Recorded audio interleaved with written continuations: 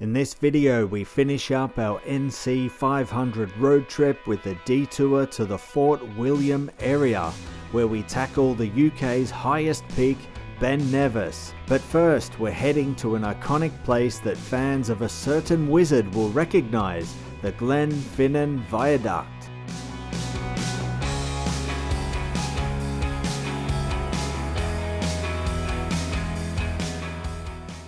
Alright, so we've now arrived at the Glenfinnan Viaduct. So it took us a couple of hours to arrive here, and it was a bit of a ball ache to get parking. We had to do a couple of laps before the car park became available because it was full. So we kind of just had to wait for people to leave and stuff.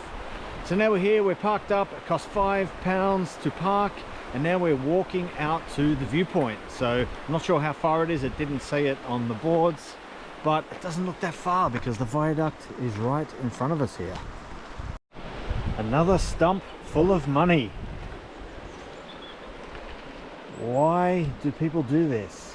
How do they get it in so deep? Let us know the answer to this mystery in the comments.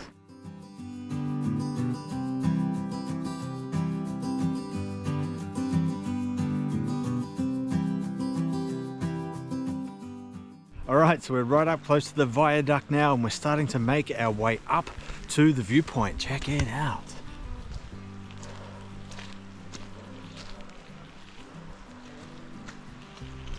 Wow. You can see they're doing repairs on the bridge currently. The Glenfinnan Viaduct is a 380-metre railway viaduct with 21 arches that curve across the Glenfinnan Valley. Built in 1901, it's a magnificent feat of Victorian engineering, made famous as a filming location for the Hogwarts Express in the Harry Potter films. Alright guys, so we made it to the viewpoint, but unfortunately we have not timed it perfectly as we were unable to see a train come over today, but still well worth the hike. Check it out. So if you want to see the famous steam train cross the viaduct, you'll need to time your visit perfectly by looking online at the train times, and also they have up-to-date information on the board at the car park. There are only a few opportunities each day to see the steam train, so planning ahead is key.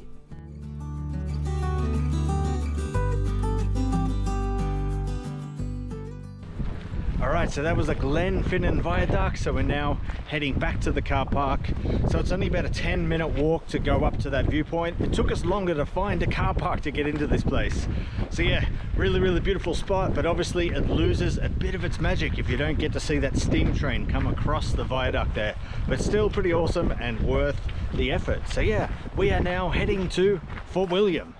Alright, so we've arrived to Fort Williams. We're in our hotel. It's called Croit Anna Fort Williams. So this looks like your normal sort of room. We have our bathroom. Here is the bedroom. And then we have a lock view out the window. Very nice. So yeah, we're only here for one night though, because tomorrow we're going to conquer Ben Nevis.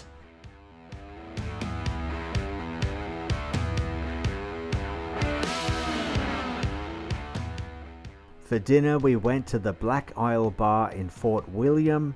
Here they serve a range of craft beers and ciders made with organic ingredients, and if you're hungry they serve delicious wood-fired pizzas. Alright, so we're at the Black Isle Brewing Co. and I got myself the blonde beer, and that got the organic cider. Really good. This place is in an old church. Really cool setting. Awesome place. And we've got some pizzas coming, can't wait for those. Alright guys, our pizzas have arrived. So these are wood-fired pizzas. They look super delicious. I got the margarita and Nat got pepperoni. Very nice. So yeah, we're gonna need those carbs for tomorrow's huge hike. See you there.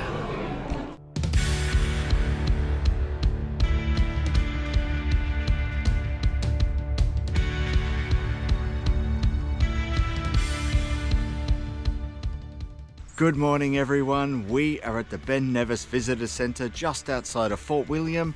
Here we're going to start the 15.9 kilometre journey to the summit of Ben Nevis. we'll need to negotiate 1,342 meters of elevation gain. It's going to be a tough journey, but we're so looking forward to this. It's one of our bucket list hikes, so let's not hang about here. Let's hit the trail.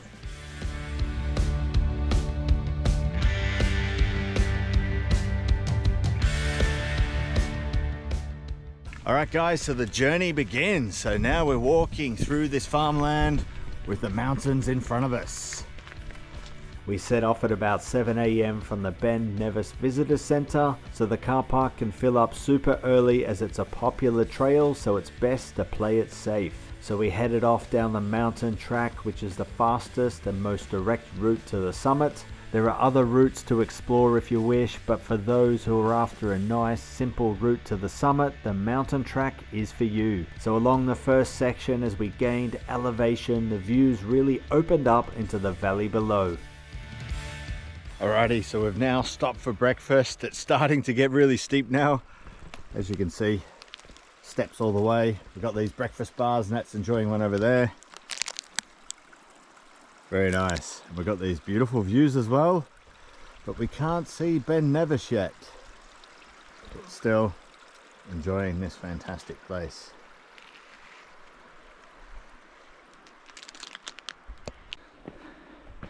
We have a little friend on the trail here. Maybe someone wants to climb to Ben Nevis. Hey? Oh, hello. They've come to say hello properly. You coming to Ben Nevis? Alright, you lead the way. You're a local, right? Right guys, it's now starting to rain. So it's one of those things when you do a trail like this into the high elevation in the mountains. You can't really pick the weather. The weather picks you, but hopefully by the time we get to the summit, the weather clears up. According to the weather report, around 11, 12 o'clock, it's supposed to be sunny. So fingers crossed that all goes to plan. But for now, we're just going to cover up and endure this rain.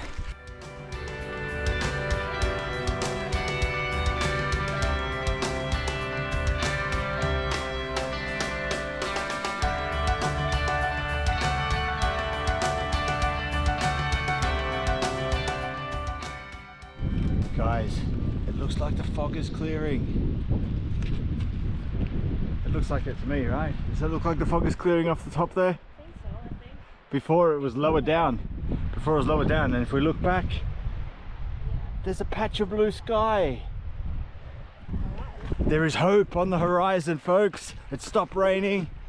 The fog is clearing.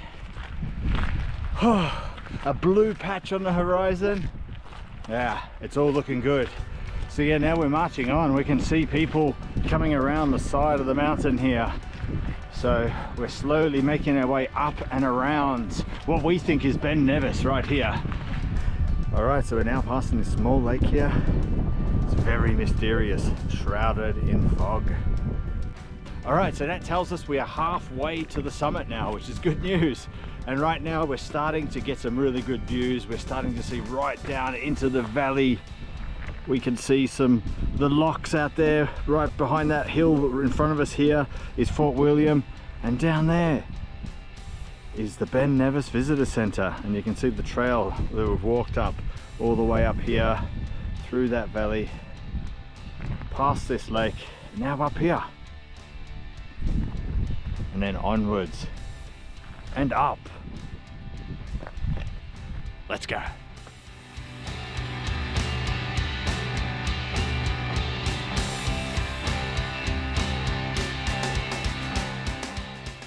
All right, now we're over halfway now. How are you feeling? I feel great, actually. It's nothing like rooftop hut in Switzerland. This is like, I don't know, I don't have the will to stop yet. I want to keep going. Yeah, but you're doing well and you're gonna make it. Yeah, I will, definitely. Let's go. Absolutely stunning views. We can now see right down the lock. Whew, fantastic. Can't wait to get to the top.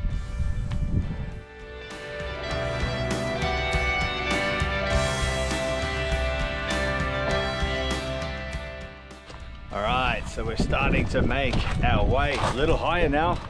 We could see the top a little bit ago, but fog has rolled in and we're walking into a foggy abyss as well. And our views are starting to get clouded up as well. It's not good. It was looking good and now it's getting foggy. Come on. Hold out on us, weather.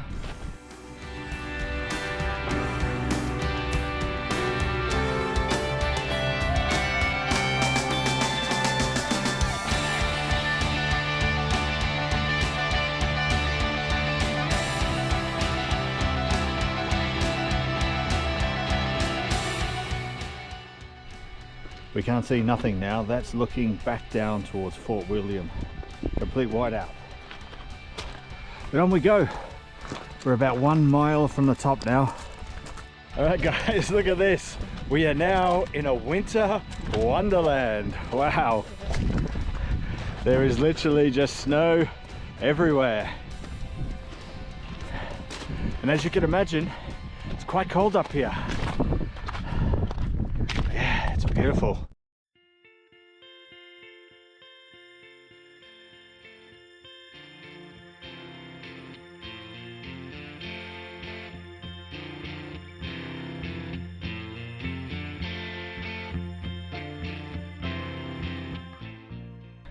As you can tell, it's dramatically changed from what it was down lower. Snow, fog, just a sea of white here. Everything is just covered in snow. There's lots of cans though, as you can see right here. They point you in the right direction, which is good, because you can easily get lost up here or get turned around in the wrong direction without these cans, especially if it's a fresh coat of snow. Like right now, yeah, you can see where everybody's been walking. But if it had freshly snowed, you might not have a clue where to go. Imagine that, getting lost on the top of Ben Nevis. That'd be a bit weird. Oh, yeah. Almost there. This last section has been quite easy actually. Since we got to the snowy bit, it's flattened right out. Really easy. So yeah, we'll see you right at the top now.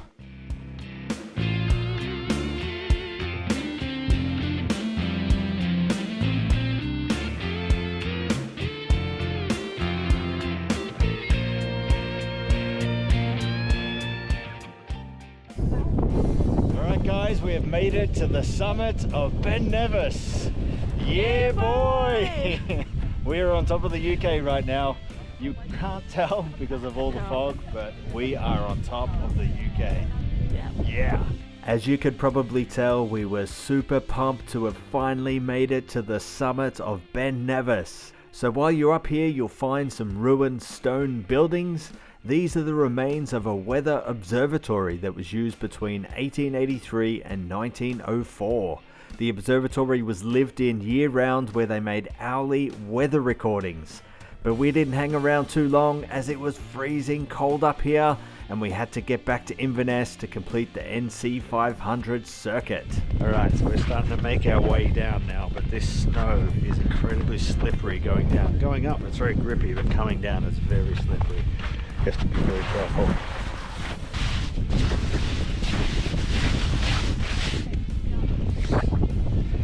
The slide technique. Not very safe, but it gets you down fast.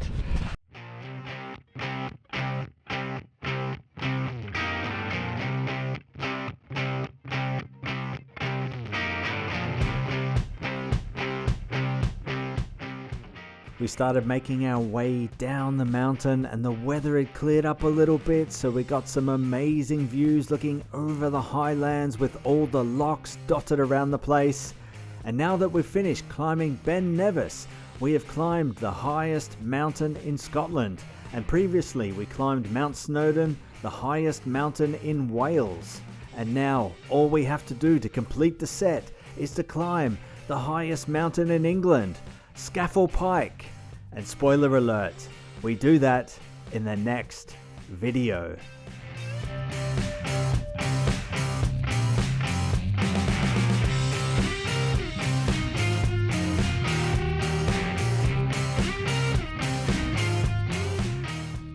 Alright guys, we're almost back at the Ben Nevis Visitor Centre that we started at almost 7 hours ago. So yeah, this hike was nowhere near as hard as what we first intended. No, I thought it's gonna be harder. But don't get us wrong, it is still very difficult. So yeah, this hike was less about the vistas and the viewpoints. It was more about the journey and the challenge of conquering the United Kingdom's tallest mountain. So yeah, we hope you enjoyed coming along with us, and we'll see you on the next adventure.